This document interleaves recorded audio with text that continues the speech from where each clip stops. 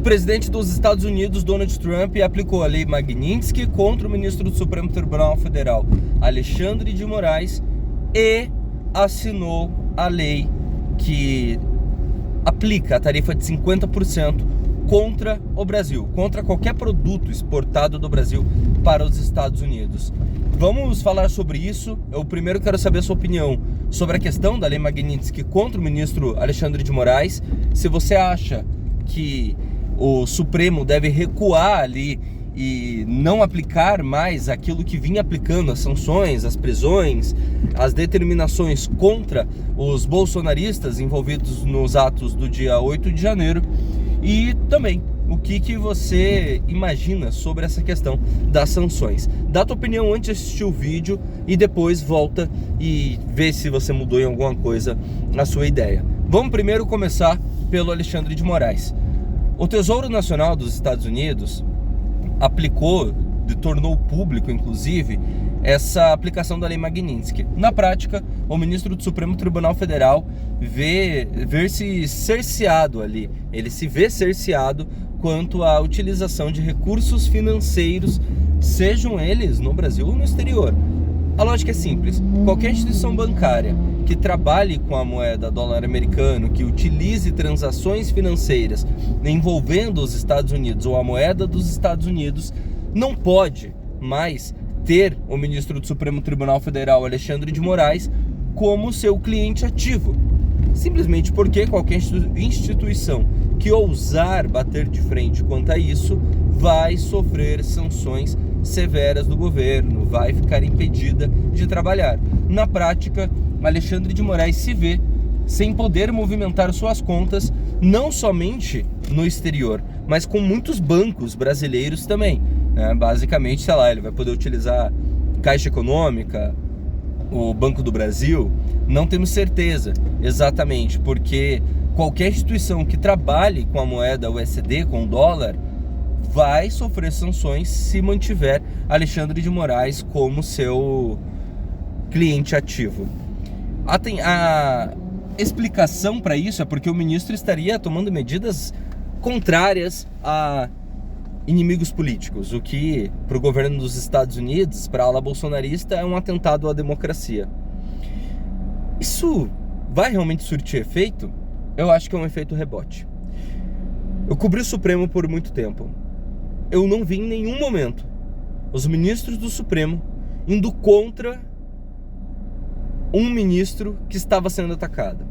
Eu nunca vi ministros do Supremo recuando quando sentiram que a instituição Supremo Tribunal Federal estava sendo atacada. O próprio exemplo disso é o 8 de janeiro. Por que os ministros estão sendo tão duros? Porque eles sentiram que o ataque era contra eles, contra a instituição Supremo Tribunal Federal. Eu não acho que isso vai trazer o resultado que os bolsonaristas esperam, que é um recuo dos ministros do Supremo. Porém, um outro fator é que, por mais que o presidente Donald Trump esteja usando como desculpa que o judiciário brasileiro esteja fazendo isso, o que de fato, seria uma perseguição contra os envolvidos no 8 de janeiro, que inclui a iminente prisão de Jair Messias Bolsonaro, o que eles querem mesmo é que o Congresso Nacional aplique uma anistia ampla e restrita. Agora, o Congresso vai ceder a um desejo do governo norte-americano e vai fazer a vontade do governo norte-americano? E se o fizer, o Supremo vai amarelar e não vai declarar como inconstitucional uma decisão do Congresso que seria nitidamente apenas para devolver os poderes políticos para Jair Bolsonaro? Ah, Eric, mas tem as velhinhas do 8 de janeiro.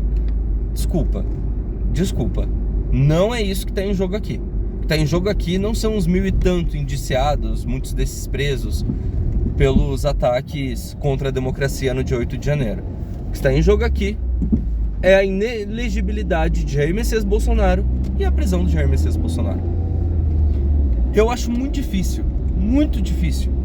que passe uma anistia e que, se passar, essa anistia não venha a ser anulada pelo Supremo por ser algo inconstitucional. porque o objetivo dela está nítido, o objetivo dela está claro. Dito isso, a tendência é que não. O Supremo Tribunal Federal não recue. Muito pelo contrário. Conhecendo o Supremo, eu já entrevistei ministros, já cobri o STF, a tendência é que eles fechem questão. Em sua grande maioria, acredito que vai ter 3 votos contrários a Alexandre de Moraes, o restante vai ser fortalecido o discurso e os votos contrários aos envolvidos no dia 8 de janeiro. Por outro lado, as sanções contra o Brasil de 50%, né, 40%, mais os 10% que já estavam aplicados, isso vai trazer resultados negativos para a economia brasileira? Vai. Mas vai trazer resultados mais negativos ainda para o próprio Estados Unidos. Não à toa, o secretário do Tesouro dos Estados Unidos declarou ainda ontem, ou foi anteontem, a semana, que os Estados Unidos está estudando tarifa zero para todos os alimentos, para muitos alimentos in natura, como manga, café, por exemplo. E quem é o grande exportador desses alimentos pelo mundo? O Brasil. Ele citou o Brasil? Não.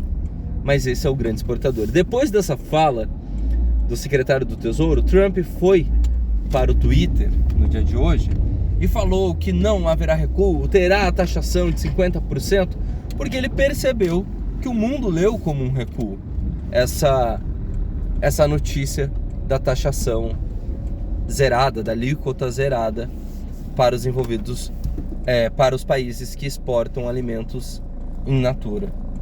O resumo da história: aquilo que estava previsto está se cumprindo. Donald Trump sobe o tom, ataca fortemente a democracia brasileira, usando como pretexto que ele está defendendo a democracia. Vamos lembrar, tudo isso articulado por um deputado, filho do ex-presidente Eduardo Bolsonaro, que está, inclusive, atrapalhando missão de senadores que estão nos Estados Unidos para tentar não deixar com que essa sanção aí, essa taxação de 50% atinja o Brasil. Mas a taxação vai chegar dia 1º.